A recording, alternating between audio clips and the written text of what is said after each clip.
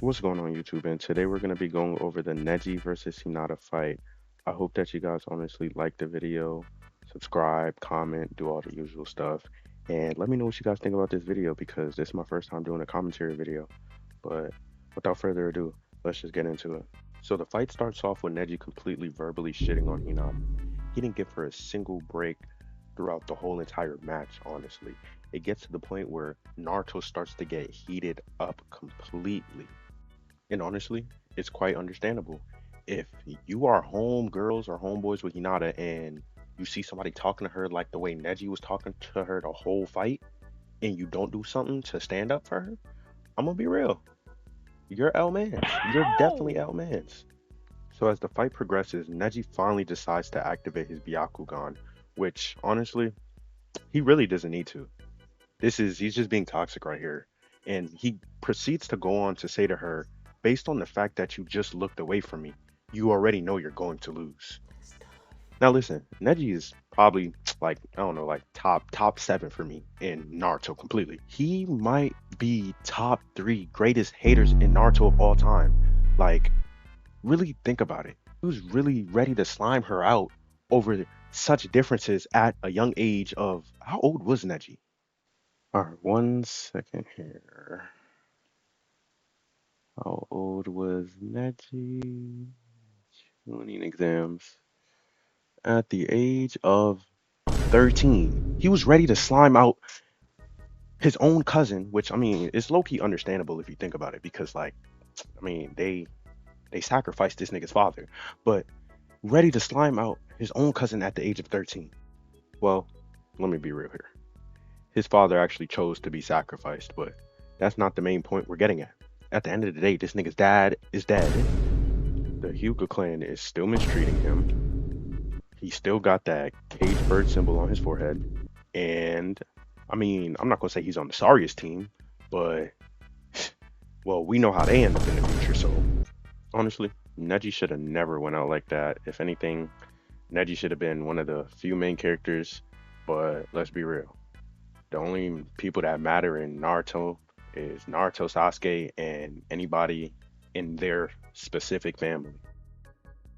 But to get back on the main plot, Naruto finally uses his Talk no Jutsu to convince Hinata to probably put her set up and activate her Byakugan to fight back against Neji, which, to be real, um, it was never going to work.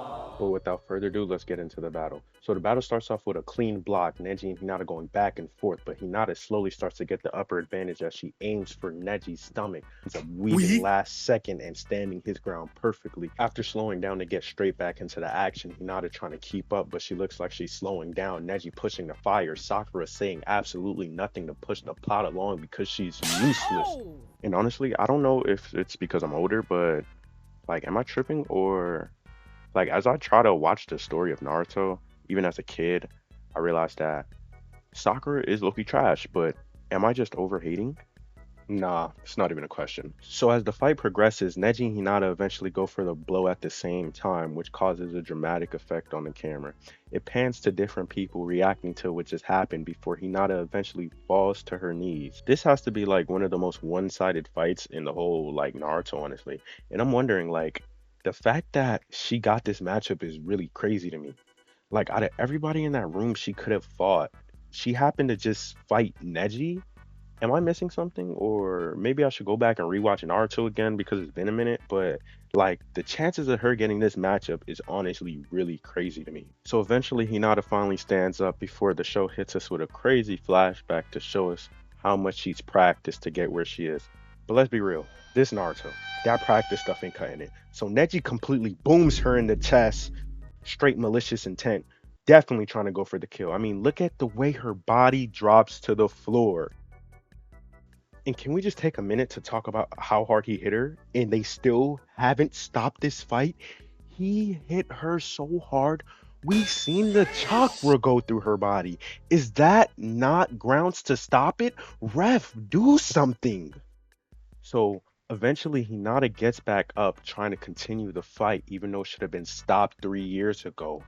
Neji is looking at her and talking to her in any way he wants as he realizes it's time. He has to take her out the game. So Hinata looks at him. Hayate starts running. Neji starts running. And then boom! They stop Neji last second in the coldest way possible. And I'm not gonna lie, did I expect it? As a young bull, no, I thought he was gonna completely cook her right there and then. But I mean, it's the tuning exam. Uh, and she's a princess, so I think she would have been all right at the end of the day. I hope you guys liked, commented, and enjoyed this video. And if you have any recommendations or ideas on what I should do next, please leave it down below in the comment section. Until the very next one, I'll catch y'all boys. And don't forget to like subscribe, that would be nice. Bell notifications too, I think. That's all the good stuff.